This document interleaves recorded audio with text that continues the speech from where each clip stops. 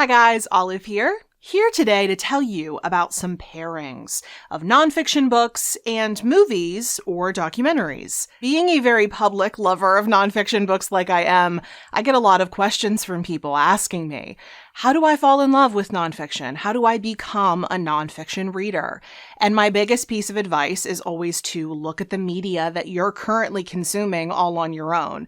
Is there a podcast right now that you just can't get enough of?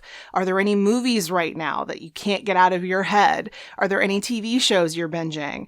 Because there's a high likelihood that there's going to be a nonfiction book out there on a topic that you already know you enjoy, and the media you're consuming right now can kind of tell you what that is. So, because I think that the nonfiction books behind movie adaptations or documentaries can be really good points of entry for anyone looking to get into nonfiction. If someone wants to get into the genre and they've already watched one of these pieces of media, it only makes sense to recommend them one of these books since they're already interested in the topic. But then also the other way around, if someone's already read any of the nonfiction books on this list, I think watching the movies or the documentaries could really enhance and enrich the reading experience because you're getting to see that topic in a different way. I think the movies and documentaries and books have something to offer one another. I think they complement one another. And so I decided to sit down and make a list of pairings that I personally recommend. This is definitely not intended to be a comprehensive list. There are so many of these types of pairings out there that I think I would need an entire day to tell you about all of them. This is definitely meant just to be a sampling. These are ones that I have really enjoyed. I think they have something to offer, and hence why I'm recommending them to you. So let's start off with the straight book to movie adaptations, beginning with a movie adaptation of one of my favorite nonfiction books of all time, 84 Charing Cross Road. 84 Charing Cross Road, the book, is a collection of letters between a New York City-based English literature lover named Helene Hanff and a handful of people associated with a small bookshop in London.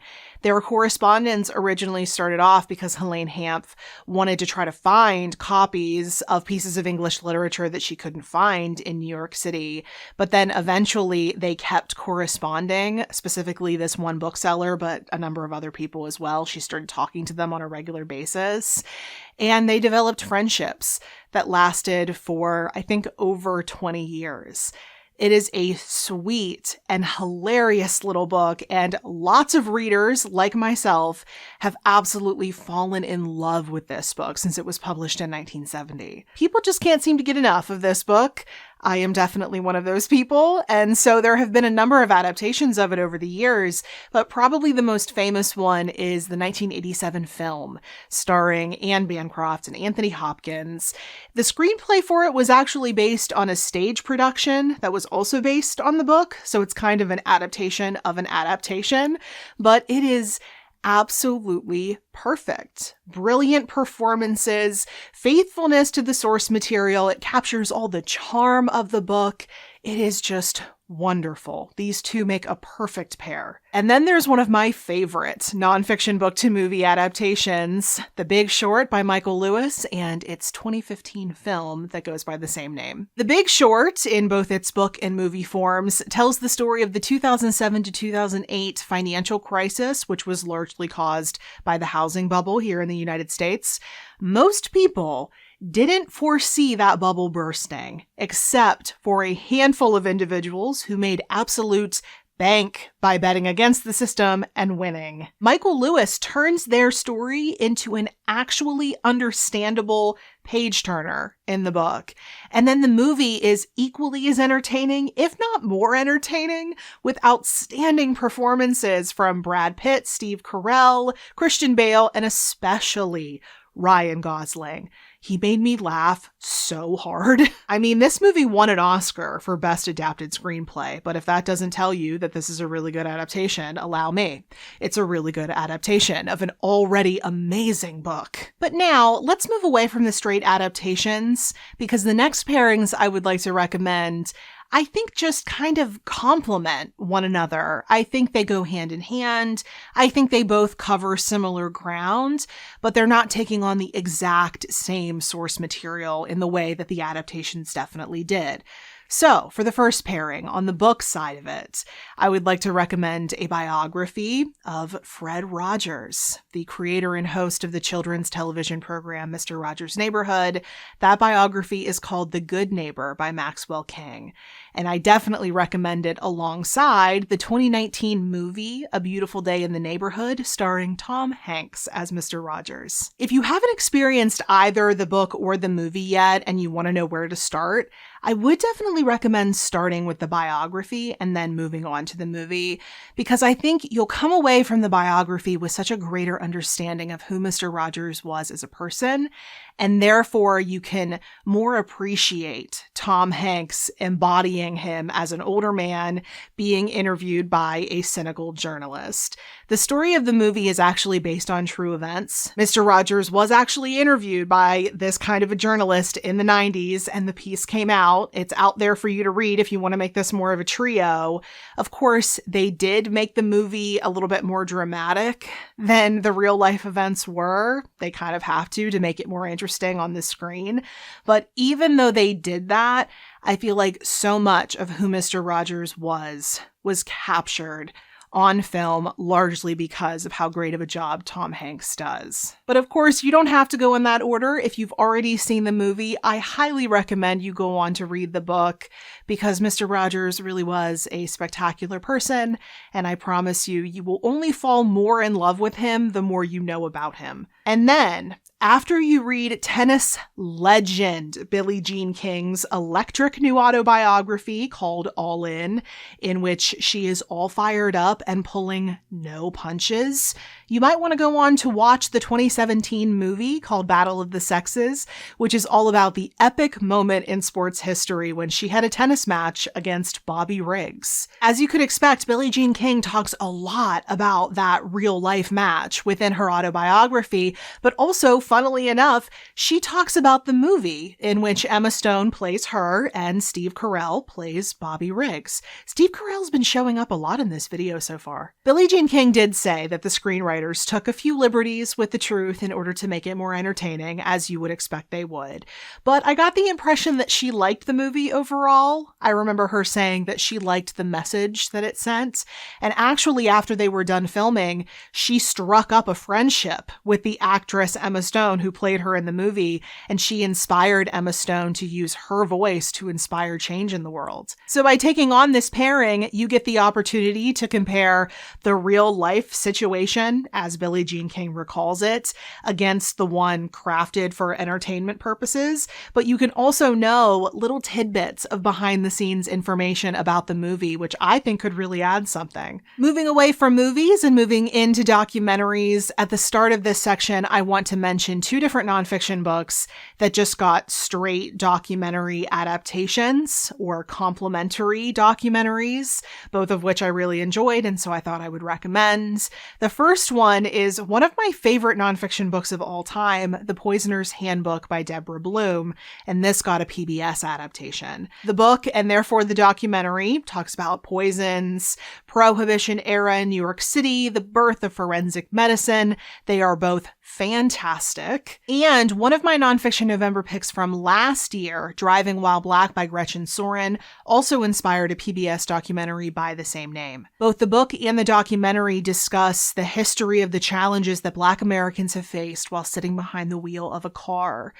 These machines, these objects that are supposed to represent freedom, have never really fully represented that for Black Americans, especially in the segregated South, but even in the modern day. Both of these documentaries, The Poisoner's Handbook and Driving While Black, are extremely well done, and they serve as good extensions of the book.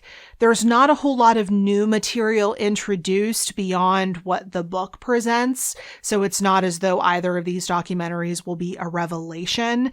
There's not a whole lot more to discover, but I do think there is something to be said for reading a book about a topic and then seeing it presented on screen. I think it can can definitely reinforce things for you. And definitely in the case of Driving While Black, it can allow things to fully sink in. Now, a documentary inspired by a book that does introduce some new things in the documentary itself is one called A Most Beautiful Thing. It was based on a memoir written by Arshay Cooper, who, when he was in high school, was a part of the very first all-black high school rowing team. And in his memoir, he discusses his experience, but he also discusses all of his teammates. They all didn't necessarily like each other when they all joined this team, but because they had to work together to all row together in the same direction, and because they had to come up against so much adversity in what was and still is a very white sport, becoming a part of this team turned them into brothers. So that's the book. But then, in the documentary, you get to see the team come back together in a reduced capacity, unfortunately, for reasons that you find out about in the film. But you get to see them come back together to row together again. Obviously, they have to teach themselves how to do it again. It's been a little while since they had done it back in high school. They have to get themselves back into shape. They have to relearn what it takes, how much strength it takes, but they do it, and it sends such an incredible, empowering message. I loved both the book and the documentary. My only complaint with the documentary is that I didn't like the sound mixing. Other than that, I definitely recommend both of these. My next book/documentary pairing recommendation. The documentary isn't an adaptation, nor is it a continuation. These are just about a related topic. So if you're into nature nonfiction, you have very likely seen that lately mushrooms have been all the rage. There are so many books about mushrooms out there right now. I've read some of them myself. There are some really big titles like Entangled Life by Merlin Sheldrake or The Way Through the Woods by Longlit Woon. If you've read any of these or if you're interested in them, then you would probably also really like the gorgeous documentary Fantastic Fungi. You can probably see why I recommended these all as a unit. They all discuss how amazingly cool mushrooms are. So if you've read any of the mushroom books out there right now, I promise you, you're going to want to see some of the incredible visuals from this documentary. Or if you've seen the documentary already, there are so many books out there on mushrooms for you to explore. You can learn more about the science of mushrooms, collecting them, whatever you want to learn. There's a book out there for that. I have a couple more book documentary combos to recommend.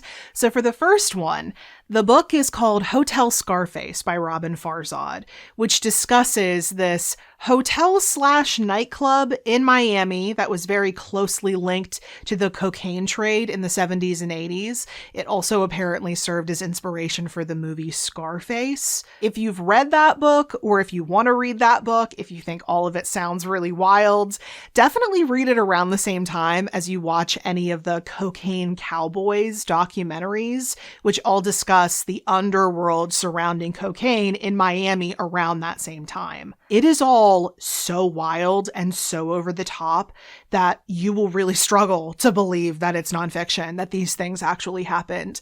But they did.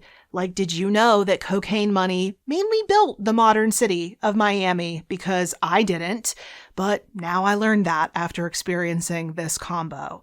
So I recommend them, but with the caveat that both of them are very violent. These were very violent times. So know that before you go in. Just wow.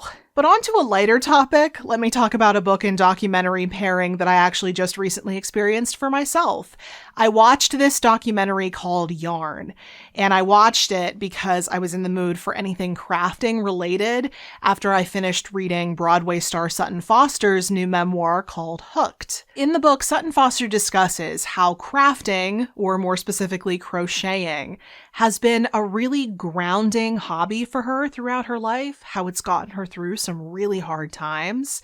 And then in the documentary, they discuss the power of yarn, the power of crafting, and the power of so-called feminine work. I thought the documentary was really beautiful, very quiet and meditative, just really a joy to watch. And I found it making a lot of the same points that Sutton Foster made in her book, except Sutton Foster was talking very specifically about her life or the people around her. So watching the documentary gave me the chance to kind of zoom out and see the impact of this work on a more global level. But I thought both were great. This made for a really fun pairing. And then the final two recommendations that I have for you in this video are two different pairings of books and documentary series. So in the first pairing, the book that I recommend is Fathoms by Rebecca Giggs, a book that I absolutely love. She talks about a wide variety of topics in that book, but her anchoring point is the whale, the aquatic creature, the whale. And because of that, I definitely recommend that alongside this book, you watch the Disney Plus miniseries, Secrets of the Whales. Each episode of the series focuses on a different kind of whale. And when I tell you that there is some incredible footage of whales in this series, I don't even begin to do it justice. It is so spectacular to behold, and the whole thing is beautifully narrated by Sigourney Weaver. I think watching this series will bring to life the mysterious, the magical underwater world of the whale that the book is so frequently considering.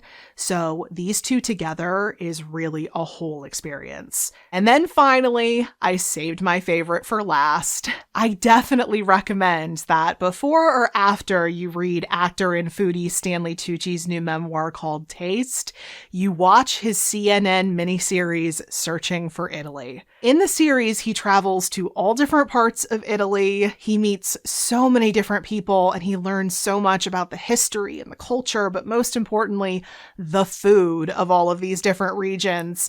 And then in his memoir, he discusses his own relationship with food over the course of his life, starting in his childhood, going all the way up until now.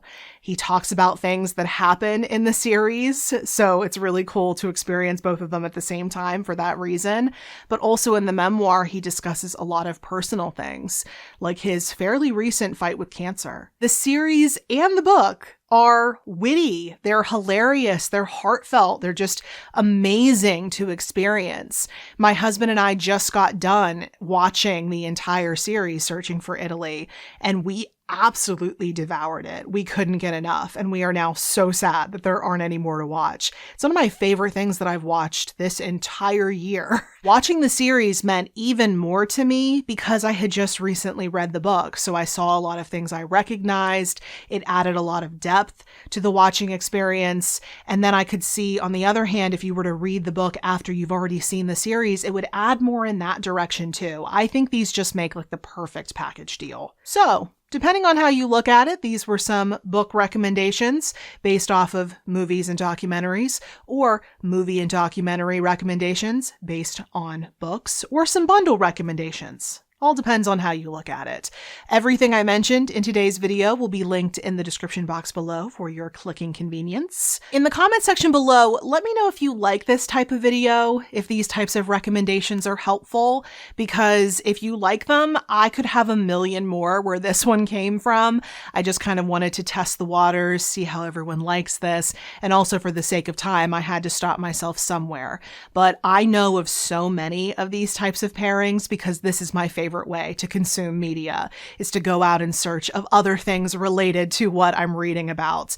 So if you like these, I can definitely make more. Also in the comments, let me know what your recommendations of nonfiction book and movie or documentary pairings would be. Like I said, this is just a sampling. This is not a comprehensive list. I know about a lot of them, but I don't know about all of them, and I'm always in search of some new great recommendations. So if you know of any pairings that you think I would like or anybody else would like that you want to put down in the comments, it's all yours. Any more general comments or questions you may have can go in the comment section as well. But if you would like to keep up with what I'm reading and writing about right now, you can find me on a variety of places around the internet, including Goodreads and Instagram, where I'm the most active. The links to all of my profiles will be at the bottom of the description box below. Thank you so much for watching. I hope you're having a wonderful day. I'll see you in the next video. Bye.